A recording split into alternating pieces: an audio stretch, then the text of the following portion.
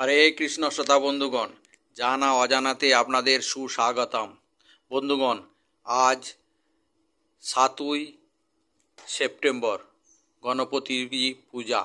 তাই সর্বপ্রথম এটুকুই বলতে হয়, ওং শ্রী গণপতয়ে নমঃ, ওং শ্রী গণপতয়ে নমঃ, ওং শ্রী গণপতয়ে নমঃ।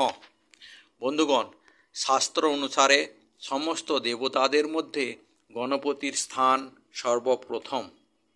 এমনটা বিশ্বাস করা হয় যে প্রতি বছর গৌরীর পুত্র গজানন গণেশ চতুর্থীতে বাড়িতে আসলে পরিবারের সুখ আসে, সমৃদ্ধি আসে এবং ইতিবাচক শক্তি বৃদ্ধি পায়। জ্ঞান, মঙ্গল এবং সিদ্ধির দাতা ভগবান গণেশের 10 দিনের উৎসব 7 সেপ্টেম্বর 2024 থেকে শুরু হবে। গণপতির আরাধনা করলে প্রতিটি কাজ সিদ্ধ হয় এবং ধনলাভ হয়।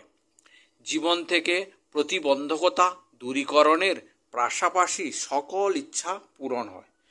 ভাদ্রপদ মাসের শুক্লপক্ষের চতুর্থী তিথি 6 সেপ্টেম্বর বিকেল 3:02 শুরু হবে এবং পরের দিন অর্থাৎ 7 সেপ্টেম্বর বিকেল 5:37 শেষ হবে। উদয় তিথি অনুসারে 7 সেপ্টেম্বর গণেশ চতুর্থীর উপবাস পালিত হবে এবং প্রতিমা স্থাপন করা হবে। শ্রী গণপতি স্থাপন মুহূর্ত হল 7 সেপ্টেম্বর 2024। আপনি সকাল 10:01 থেকে দুপুর 1:21 পর্যন্ত গণপতি বাপ্পাকে প্রতিষ্ঠা করতে পারেন। এই সময়কালে মোট 2 ঘন্টা 30 মিনিটের। হিন্দু সম্প্রদায়ে সিদ্ধি, বিঘ্ন নাশকারী, অর্থ জ্ঞানের দেবতা রূপে পূজিত হন শ্রী প্রভু গণেশ। মানসিক শক্তি, পরিবারের সুখ শান্তি, উপার্জন বৃদ্ধির দেবতা এই গণপতি। হিন্দু শাস্ত্রমতে মনে করা হয় যে যিনি প্রতিদিন গণেশের স্তোত্র পাঠ করেন তার সমস্ত বাধা বিপত্তি দূর করা হয়। ভাদ্র মাসের ভাদ্রপদ শুক্লা তিথিতে গণেশের পূজা করা হয়। হিন্দু পুরাণ মতে ভগবতের এবং ভক্তদের মনোবাঞ্ছা পূর্ণ করতেই শিব পার্বতীর পুত্র মর্তে অবতীর্ণ হয়েছিলেন। শুধুমাত্র দেশের নয়, দেশের বাইরেও এই উৎসব ততটাই জনপ্রিয়। নেপালের এই উৎসবের নাম হলো চথা। গণেশের চতুর্থী এই উৎসব বিভিন্ন নামে পরিচিত, যেমন বিনায়ক চতুর্থী, বিনায়ক চবিথি ইত্যাদি। তাহলে বন্ধুগণ, আসুন আজকের এই ভিডিওর মধ্যে জেনে নেওয়া যাক কিভাবে পুরোহিত ছাড়াই ঘরেতে আপনি গণেশ পূজা করবেন এবং সংসারের সুখ সমৃদ্ধি বৃদ্ধি করবেন। আর তার সাথে সাথেই আমরা জেনে নেব গণেশের মূর্তি স্থাপনের বা পূজার কিছু বাস্তু টিপসও। প্রথমেই আসি পূজার উপকরণ। গণেশ চতুর্থীতে পুজোর জন্য উপকরণ হিসাবে রাখুন পান পাতা, সুপারি, ধূপ, ধুনো, ঠাকুরের জন্য নতুন পোশাক, ফুল, দূর্বা, মোদক, নারিকেল এবং চন্দন কাঠ। এরপর আসবো গণেশের মূর্তি স্থাপনের নিয়ম। মূর্তি স্থাপনের আগে সেই জায়গা পরিষ্কার করে নিয়ে শুদ্ধ কাপড়ে মূর্তি স্থাপন করে মন্ত্র উচ্চারণ করে প্রাণ প্রতিষ্ঠা করতে হবে। যে কোনো পঞ্জিকায় এই মন্ত্র সহজেই পাওয়া যায়। এরপরই ধূপ জ্বালিয়ে আরতি করে গণেশ বন্দনা করুন এবং মূর্তিতে লাল চন্দনের টিকা দিয়ে নারকেল ভেঙে বাড়ির অশুভ শক্তি দূর করুন। ঠাকুরের সামনে প্রদীপ জ্বালিয়ে দিন। অন্তত 3 বার আরতি করতে হবে। এর সঙ্গে মোদক, লাড্ডু, ভোগ নৈবেদ্য নিজের সাধ্যমতো দিয়ে সেরে ফেলুন এবং প্রভু শ্রী গণেশকে খুশি করে দিন। আর পুরোহিত ছাড়াই গণেশের পুজো বাড়িতে সেরে ফেলুন। এরপর আসবো পুজো পদ্ধতি। এই দিনে অর্থাৎ আজ গণেশ পূজার দিনে শুভ সময়ে ভগবান গণেশকে সঠিকভাবে প্রতিষ্ঠা করুন, কারণ শুভ সময়ে কাজ করা হলে সেটাই সফল হয় এবং শুভ সময় ব্যতীত বেশিরভাগ কাজের ফল ব্যর্থ হয়।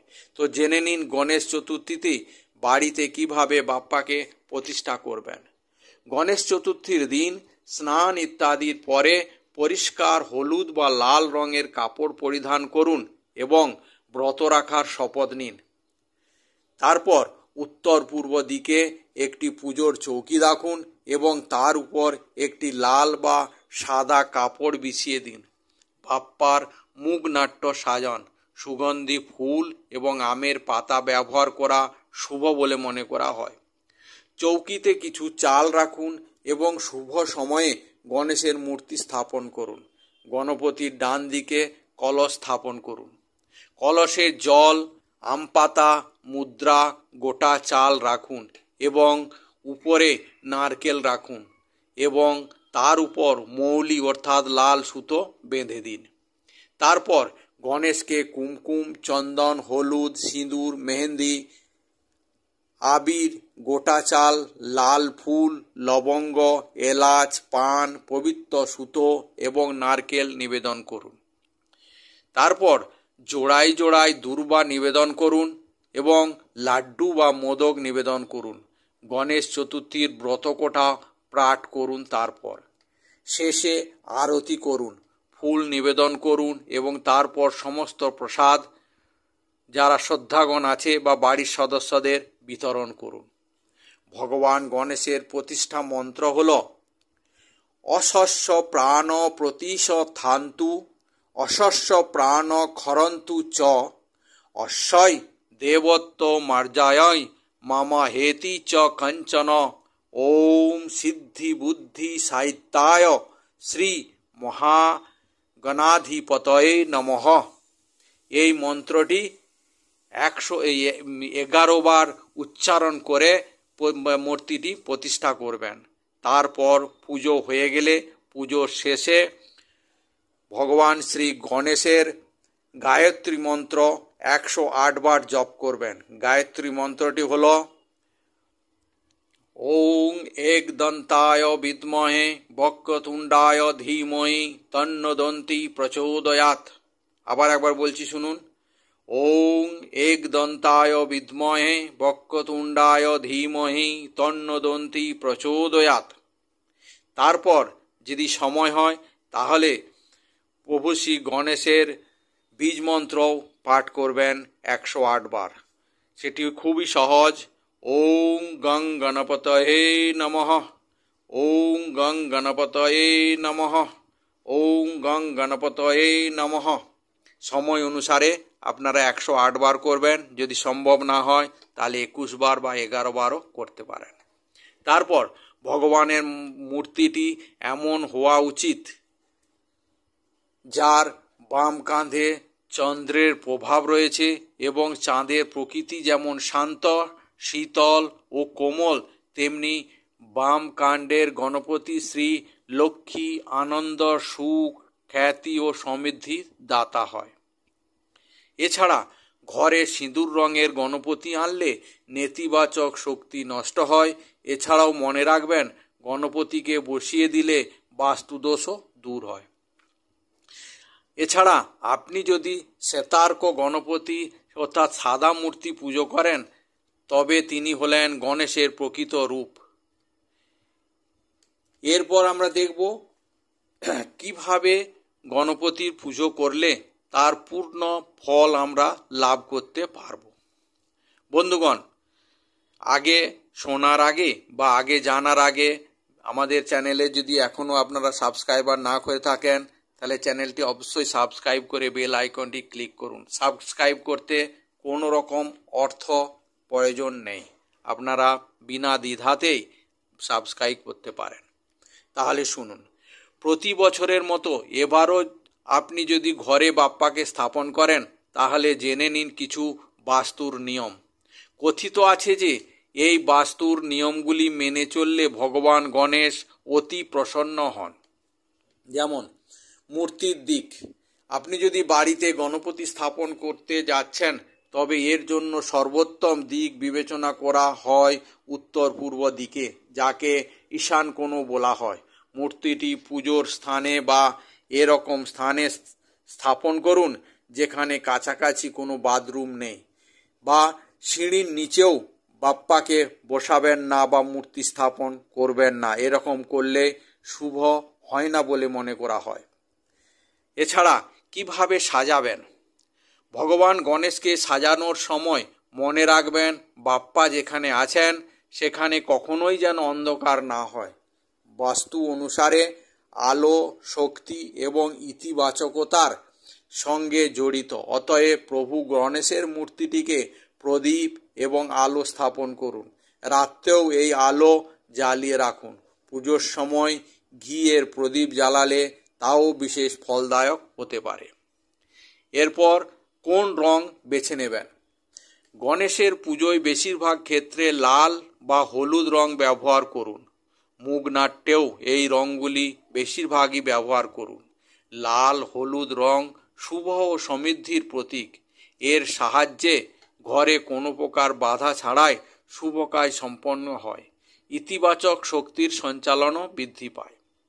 তাছাড়া কেমন মূর্তি হওয়া উচিত? গণেশ চতুর্থীতে সর্বদা পরিবেশ বান্ধব মাটির গণেশ স্থাপন করুন। গণেশের মূর্তির রং যদি সাদা বা সিঁদুরের হয় তবে তা খুবই শুভ।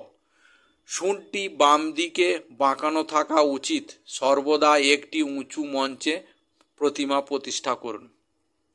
এছাড়া ভগবান গণেশ সিঁদুর রঙের মূর্তি বাড়িতে আনা শুভ বলে মনে করা হয়।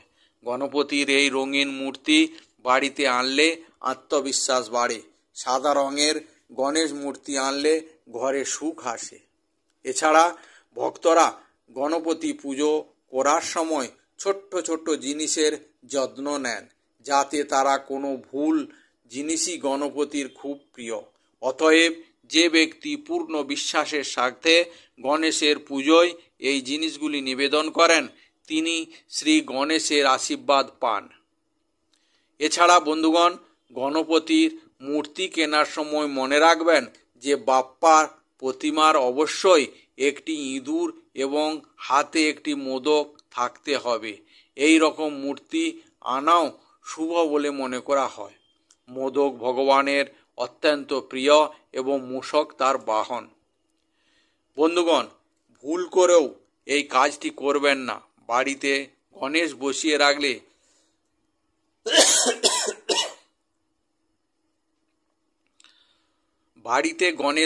রাখলে মূর্তিটির চারপাশে নোংরা হতে দেবেন না। সব সময় পরিষ্কার পরিচ্ছন্ন রাখবেন।